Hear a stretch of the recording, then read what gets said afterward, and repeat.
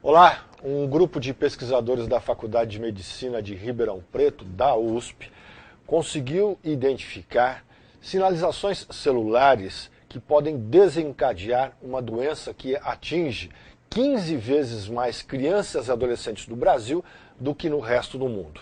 A conversa de hoje é com o médico e professor da Faculdade de Medicina de Ribeirão Preto, Sonir Antonini, sobre essa doença. Doutor, tudo bem? Tudo bem. Que doença é essa? Bom, os tumores das suprarrenais, eles existem em todos os lugares do mundo, né? A particularidade é que aqui no Brasil, nessa faixa etária, então, entre crianças, principalmente crianças até 5 anos de idade, mas também em adolescentes, eles são bem mais frequentes, 10 a 15 vezes mais frequentes do que no resto do mundo. Mas eles também atingem adultos em qualquer faixa etária. A segunda faixa etária mais afetada são pessoas entre 30 e 40 anos de idade. Então, como o nome diz, são tumores das glândulas suprarrenais, né? Qual é a função dessa glândula? As glândulas suprarrenais, elas se desenvolvem, então, desde a gestação, né? Ao nascer, elas são fundamentais e elas são divididas em duas partes. A gente tem uma parte mais externa chamada córtex suprarrenal, que é onde vão acontecer esses tumores que nós estamos falando. E essa córtex suprarrenal, ela produz 3 tipos de hormônios. Esses hormônios são o cortisol, o hormônio aldosterona e os hormônios dos esteroides sexuais. Cada um deles tem funções específicas, mas principalmente o cortisol e a aldosterona são vitais. Sem a presença deles e a ação normal, não se sobrevive.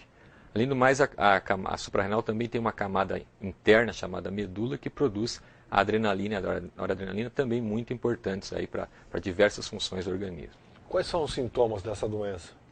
Na maioria dos pacientes, em crianças principalmente, os sintomas começam rapidamente, que é o primeiro sinal costuma ser o aparecimento de pelos pubianos, odor axilar do tipo adulto, ou pelos axilares, ou espinha, acne, em crianças de 1 ano, 2, 3 anos de idade. Quer dizer, aparecimento de sinais de puberdade antes da hora certa, quer dizer, puberdade precoce. Bem precoce. Bem precoce. Então, a média de idade das nossas crianças é por volta de 1 ano e 8 meses a 2 anos de idade. O senhor pode repetir os sintomas? Então, em crianças, sinais de puberdade precoce, como pelos pubianos, pelos axilares, espinhas no rosto, em crianças muito antes da hora. Em pacientes adultos pode acontecer, por exemplo, nas mulheres, de repente elas passarem a ter excesso de pelos corporais, pelos no rosto, pelos em outras partes onde não é normal ter, ou uma outra forma que afeta menos crianças, mas mais adultos, que é o paciente passar a ganhar peso de forma descontrolada. Mas é uma obesidade muito específica, uma obesidade que a gente chama de obesidade centrípeta, central, diferente da obesidade que a maioria das pessoas apresenta. Então, de qualquer maneira, é um ganho de peso, com outras alterações na pele, etc., que difere da obesidade apresentada pela maior parte das pessoas. Agora, professor, o senhor falou dos sintomas, falou que tanto criança quanto adulto também podem desencadear, mas que mudança genética aconteceu nesses organismos para desenvolver o tumor suprarrenal? Os tumores pediátricos em crianças e adolescentes, no Brasil, a gente tem, em 90% deles, quer dizer, de 9 em cada 10, existe um defeito genético que parece ser inicial, ou em etapas iniciais. Quer dizer, a pessoa já nasce, ela herda um gene alterado de um de seus pais, e no decorrer da vida, um segundo evento nesse mesmo local, nesse mesmo gene, sofre, então, nasce com uma alteração, acontece um segundo dano genético, e aí sim parece ser o início da formação desse tumor. Esse gene é um gene chamado gene TP53, é um gene que codifica uma proteína importante chamada P53, que é importante, no caso, para controle de células alteradas. Essa mutação, ela inativaria esse controle de células alteradas, permitindo que células com outras mutações, né, que são adicionais, se perpetuem e passem a formar o tumor. Em adultos, no Brasil, cerca de 1/3 dos pacientes adultos têm essa mutação. Em adultos, existem outras causas genéticas que parecem ser iniciadoras.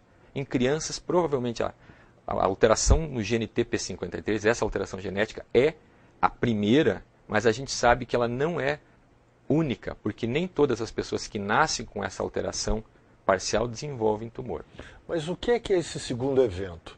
Se a pessoa já nasce com esse gene alterado e precisa de um segundo evento para desenvolver a doença, o que pode ser esse segundo evento? Esse é bem clássico em desenvolvimento de tumores, que é esses genes, eles codificam proteínas. Nós temos que ter duas cópias, vamos por assim, um nível 2 dessa proteína. Para que a doença aconteça, esse nível tem que cair ao nível 0, quer dizer, então tanto o cromossomo herdado da mãe quanto o herdado do pai tem que sofrer uma alteração depois do nascimento naquela célula que vai dar origem a esse tumor. Não se sabe exatamente o que provoca esse segundo dano. Se é um evento normal da vida que perde o processo de seleção ou se alguma causa, tanto interna quanto externa ao organismo, facilita esse segundo evento. Então, a etapa inicial é nascer com a predisposição, em algum momento da vida, que nós não temos como saber, acontecer esse segundo dano nesse mesmo local, e aí parece que isso desencadearia o processo. Bom, apesar de ser uma doença precoce, o senhor falou que de crianças com 1 ano e meio, há como descobrir, detectar a possibilidade dessa doença antes que se desenvolvam sintomas externos? Isso. De modo geral, nós temos que, por uma criança que faça acompanhamento regular com o seu pediatra, na primeira visita que o pediatra detecta alterações, é possível fazer uma detecção mais precoce. Mas, entretanto, dentro da tua pergunta, um grupo do Paraná, um grupo de pesquisadores do Paraná, fez um estudo analisando o teste do pezinho, triando essa mutação em todas as crianças que nasceram no Paraná num determinado período. Eles viram que 1 em cada 430 crianças carrega esse gene, e dessas, cerca de 2%, apenas 2% desenvolveram a doença até 5 anos de vida. Então, nessas crianças, eles acreditam que conseguiram fazer uma detecção mais precoce. Entretanto, foram poucos casos detectados. Então, hoje, a detecção precoce faz por um acompanhamento clínico regular, no caso do pediatra com a criança, ao primeiro sinal clínico, sim, poderia ser feito o diagnóstico. Estou conversando aqui com o professor Sonir Antonini, da Faculdade de Medicina de Ribeirão Preto, falando sobre o câncer na suprarrenal, nas glândulas suprarrenais, que atingem 15 vezes mais crianças e adolescentes no Brasil do que em outros países do mundo. Por que nós temos essa incidência tão alta? Então, nas crianças e adolescentes, a presença dessa alteração no gene chamado TP53 parece ser muito importante. Então, e o que se descobriu já faz cerca de 10 anos, estudos feitos em outros, aqui e principalmente em São Paulo, foi que essa mutação a mesma mutação afeta todas essas pessoas. Então se perguntou, será que ela teve uma origem comum? E os estudos, utilizando estudos de DNA e estudos mais aprofundados, parecem apontar que todos os brasileiros que carregam essa mutação têm, de alguma maneira, um ancestral, quer dizer, um parente comum, que parece ter se originado essa mutação em algum momento no século XVI ou XVII e parece ser de origem portuguesa. Provavelmente, um indivíduo sadio que carregava essa alteração parece ter vindo ao Brasil e disseminou essa alteração genética, assim como dissemina outras características genéticas. Como eu disse, apenas 2 a 3% das pessoas que nascem com essa predisposição desenvolvem a doença. Então, provavelmente, no sul e sudeste do Brasil, essa mutação tem uma origem comum, provavelmente do indivíduo de origem portuguesa, que fazia, envolvido de alguma maneira, na rota de comércio entre o sudeste e o sul do Brasil, a rota dos tropeiros. É o que as pesquisas apontam, são boas hipóteses com vários fundamentos. Agora, professor, a pesquisa que o senhor participou em Ribeirão Preto, que confirma, parece que os trabalhos realizados no Paraná, que impacto tem no diagnóstico, no tratamento dessa doença? Isso. Na verdade, então, aqui na Faculdade de Medicina de Ribeirão Preto, da USP, o que nós confirmamos que essa mutação inicial, a P53, é muito frequente, mas a gente sabe que só ela não é suficiente para desenvolver esse tumor. Então, o nosso interesse é descobrir quais são as outras alterações genéticas, se elas existem, que estão envolvidas na formação do tumor. E se a gente descobrir, nós acreditamos que descobrindo essas novas alterações, nós podemos eventualmente descobrir ou testar novas formas de tratamento, novos quimioterápicos ou outros tipos de tratamento. Então, nós estudamos principalmente duas vias de proteínas celulares, que existem nas células normais, a via WNT beta-catenina e a via SHH, o Sonic Hedgehog, E o que nós vimos foi que essas vias, nesses tumores, estão desreguladas. Então, nós demonstramos que essas vias estão desreguladas, diversas proteínas estão aumentadas ou diminuídas. Então, essa foi uma das colaborações dos nossos estudos. A partir de agora, o que nós queremos estamos testando já, inibindo ou ativando essas vias para ver o efeito sobre o crescimento tumoral. No final, nós queremos aprender mais sobre esse tumor, para descobrir quais são os outros defeitos genéticos que são necessários para que se formem esses tumores e, se possível, descobrir novas alternativas ou iniciar o estudo para novas alternativas de tratamento naqueles pacientes que precisam de quimioterapia, né, onde a cirurgia sozinha não é curativa e precisam de quimioterapia para ter uma chance de sobrevida. Hoje, quais são as alternativas? O único tratamento eficiente é a cirurgia. Se o tumor é um tumor pequeno, que o cirurgião consegue com a cirurgia retirar inteiro, que ele não está aderido, não está grudado na vizinhança e não tem disseminação à distância, chamada câncer à distância ou metástase, as chances de cura são muito boas. Em crianças, cerca de 90% a 95% vão estar vivas depois de 5 anos de seguimento. Em adultos, cerca de 70%.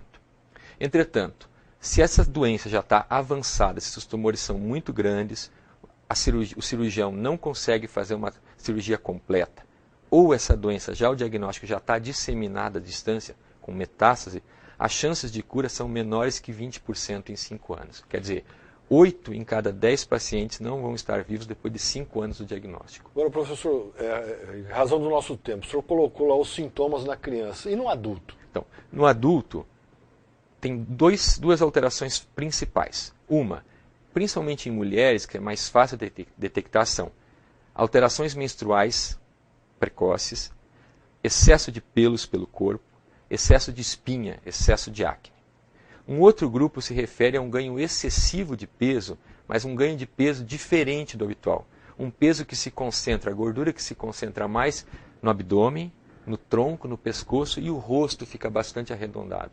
Além disso, a pele começa a ficar diferente, principalmente com a presença de muitas estrias muito grandes, muito escurecidas. Então são duas manifestações clínicas que são as mais comuns no adulto também. E repetindo a das crianças? Das crianças, o surgimento de pelos pubianos, espinha, antes da idade correta. Quer dizer, meninas antes dos 8, meninos antes dos 9 anos, com sinais de puberdade precoce.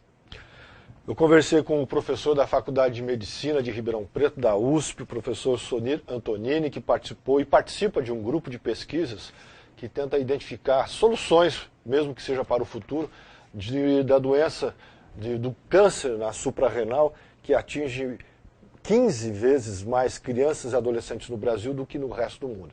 Essa pesquisa é feita aqui em Ribeirão Preto, mas também tem uma pesquisa realizada no Paraná anterior, e é a do professor que confirma aqueles dados e trabalha para encontrar uma solução para combater essa doença. Professor, muito obrigado. Boa sorte nessas pesquisas. Obrigado. Eu que agradeço. Acho que é importante salientar, como você mencionou, que esse é um trabalho de equipe, né? Eu participo no meu laboratório, que é o laboratório que eu trabalho de endocrinologia, junto com outros professores, professora Margarete de Castro, professor Ayrton Moreira. Aqui na faculdade tem outros colegas, como Carlos Scridelli, também trabalhando. Quer dizer, existe várias pessoas interessadas em avançar. E junto em colaboração com pesquisadores de São Paulo, por exemplo, além do Paraná, que foi o pioneiro nessa área, mas hoje nós aqui de Ribeirão e os pesquisadores da USP de São Paulo e do Boldrini Campinas também estamos tentando avançar bastante para melhorar aí o diagnóstico e melhorar o tratamento dessa doença. Obrigado. Okay, obrigado. Este foi mais um programa da TV do Complexo de Saúde, da Faculdade de Medicina de Ribeirão Preto, do Hospital das Clínicas e da FAEPA. Até o próximo programa.